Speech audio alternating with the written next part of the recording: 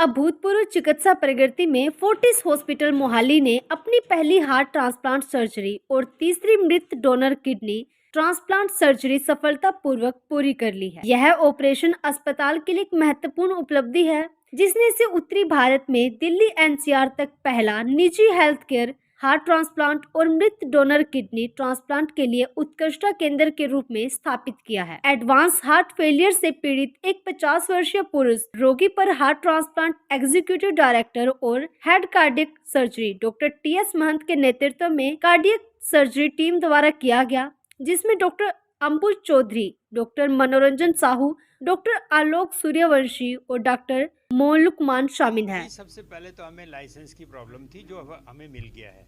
दूसरा प्रॉब्लम हमें थी क्योंकि कोई भी नया प्रोसीजर कहीं भी करना हो तो उसको ऑर्गेनाइज करने में डिफ़िकल्टी तो होती है, बट इसमें हमारा हॉस्पिटल की एडमिनिस्ट्रेटर डॉक्टर मिस्टर भाटिया, इनकी टीम और दूसरे सब ने बहुत एनकरेज किया और एज अच्छा था कि ये पेशेंट भी हमारे पास था, अवेलेबिलिटी थी। ऐसे बहुत सारे पेशेंट्स होते हैं, बट इसको प्रैक्टिकल रूप में लाना बहुत ये था और हमारे हॉस्पिटल में ही उस वक्त एक पोटेंशियल डोनर था जिसका हमें हार्ट मिल गया, सो ये इजी था। दूसरी जगह से लाना हो फिर और भी मुश्किल होता। कितना समय लगा इस हार्ट ट्रांसप्लांट? इसमें सारा वो एक्चुअल टेक्निकल ऑपरेशन पार्ट में इतना टाइम नहीं लगता, 2-3 घंटे कम से कम तो लगे हैं एक्चुअल पार्ट में, पर आप समझिए ओवरऑल सारा ऊपर से करने में ऑपरेशन में ज़्यादा टाइम नहीं लगता। एज गैप क्या होना चाहिए ज़्यादा से ज़्यादा? देखिए 65 से नीचे पेशेंट पोटेंशियली होते हैं, 65 से ऊपर हम ट्रांसप्लांट के लिए पेशेंट्स को नहीं लेते, जीरो लेते हैं। और जो डोनर और रिसिपिएंट के बीच में एडल्ट है तो एडल्ट में इतना फर्क नहीं पड़ता, पर यही है कि एडल्ट का हार्ट बच्चे में नहीं डाल सकते आप। इसके लिए कॉस्ट क्या करते हैं, कितनी कॉस्ट आती है अगर किसी ने करवाना हो? कॉस्ट मेरा ख्याल मिस्टर भाटिया ने जैसे बताया 15 to 20 lakhs।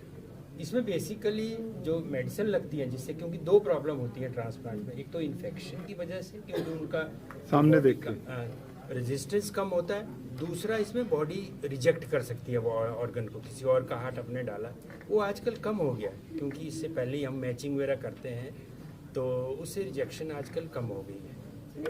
Heart related cases sir increase हो रहे हैं, इसका रीजन बहुत ज़्यादा हमारी कंट्री में lifestyle is the main problem. Lifestyle में आ जाता है, जैसे हम देखें अभी मैं पिछले हफ्ते एक टॉक दे रहा था, हमारी कंट्री में हार्ट रिलेटेड डेथ्स जो हैं बाई 40% इंक्रीज हुई है। बाकी मेरे दूसरी कंट्री में अब हार्ट रिलेटेड डेथ्स बहुत कम हो गई हैं, 9% तक आ गई हैं डेवलप्ड कंट्री में, तो ये तो अलार्म तो है ही हार्ट प्रॉब्लम। और 20% टोटल जितनी डेथ होती है हमारी कंट्री में वो हार्ट प्रॉब्लम की वजह से होती है। सर डोनर्स को किस तरह से देखते हैं? जैसे अभी अवेयरनेस कम है थोड़ी, तो डोनर्स मिल पाते हैं उस हिसाब से? जो ब्रेन डेड होते हैं, खासकर जो ब्रेन डेड होते हैं ना, इसलिए ब्रेन डेड कमेटी होना जरूरी है। जैसे इस पेशेंट की ब्लीडिंग हुई थी ब्रेन में, जिनका ब्रेन डेड हो गया किसी भी वजह से, तो वो पोटेंशियल डोनर होते हैं, या एक्सीडेंट के केसेस। सर पीजीआई में से बहुत सारे केसेस आते हैं जिसमें डेली बेसिस पे ब्रेन डेड डिक्लेयर किया जाता है। यही होती है। तो वहाँ पे क्या होता है, आपके हर एक, जैसे मैंने शुरू में बताया, आपके वो सूटेबल रिसिपिएंट होने चाहिए, वर्कड अप, जो इमीडिएटली आ भी सकें हॉस्पिटल में। काफ़ी दूर के हों तो वो तो उनको तो बुलाना भी मुश्किल। पेशेंट है ये भी ऑलरेडी पंजाब से है, ये पंजाब का, यही तो हमने पहले देखा था कि ये कहाँ से आ सकता है। ये 60 किलोमीटर का एरिया है, तो हमने सोचा 60 किलोमीटर तो कुछ नहीं।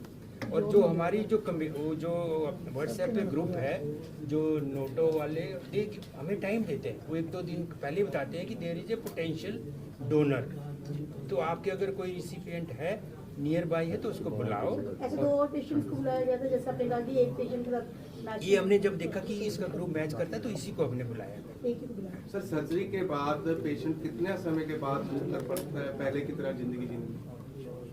तो कितने % चांसेस बढ़ जाते हैं उसके जीने के? मैं बताया ये वो नॉर्मल हार्ट, देखो पहले तो वो ऐसा हार्ट था, मैंने इतनी में बताया, जो जिस पेशेंट को आप सोचते हैं कि ये हार्ट की वजह से एंड स्टेज है, वो 6 महीने साल से ज़्यादा नहीं जिएगा, उसी को लेते हैं, उसी को नया हार्ट लगाते हैं, जिसकी हम लाइफ एक्सपेक्टेंसी सोचते हैं 6 मंथ से ज़्यादा या साल से ज़्यादा नहीं है, तो उन्हीं को लिस्ट में डालते हैं। बाद में तो वो नॉर्मल लाइफ, जैसे मैं बताया, उसके नॉर्मल लाइफ लीड करने के चांस है। ब्लड ग्रुप एक होना ये नेचुरल है। ग्रुप तो होते हैं 3-4 होना चाहिए ब्लड ग्रुप, अदरवाइज तो बॉडी रिजेक्ट करने के ज़्यादा चांस होते हैं। वो किसी भी ऑर्गन के लिए। सर ब्रेन डेड की बात आपने की है, कोई एज लिमिट भी होती है किसका जो है इसका हार्ट यूज हो सकता है? जो हेल्दी हार्ट हो, जिसका हेल्दी हार्ट हो, जिसको ऑलरेडी हार्ट डिजीज हो, वो हार्ट आप नहीं लगाएंगे।